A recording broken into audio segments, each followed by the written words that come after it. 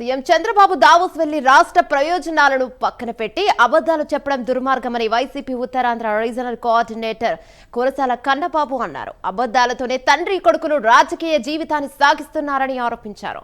విశాఖలో cup tea కంటే తక్కువ ధరలకు భూములు కేటాయిస్తూ రాష్ట్ర సంపదను కార్పొరేట్లకు దోచిపెడుతున్నారని మండిపడ్డారు.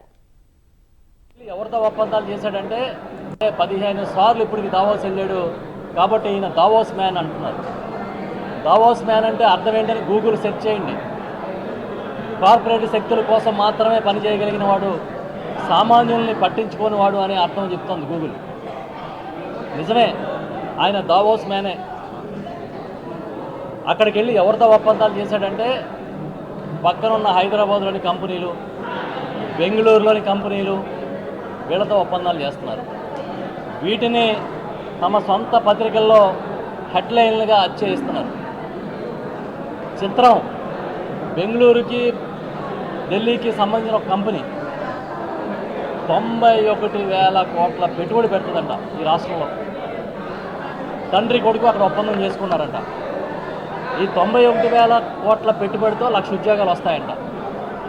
ఇంతకే ఏంట్రా దాంట్లో ఏముందని వెళ్తే మళ్ళీ విశాఖపట్నంలోనే ఐటీ టవర్స్ కడతారంట ఆ కంపెనీ వచ్చి. 3 ఏళ్ళ తర్వాత తను రాననే విషయం ఆయనకే తెలిసిపోయింది, గవర్నమెంట్ రాదని. అందుకే స్పీడ్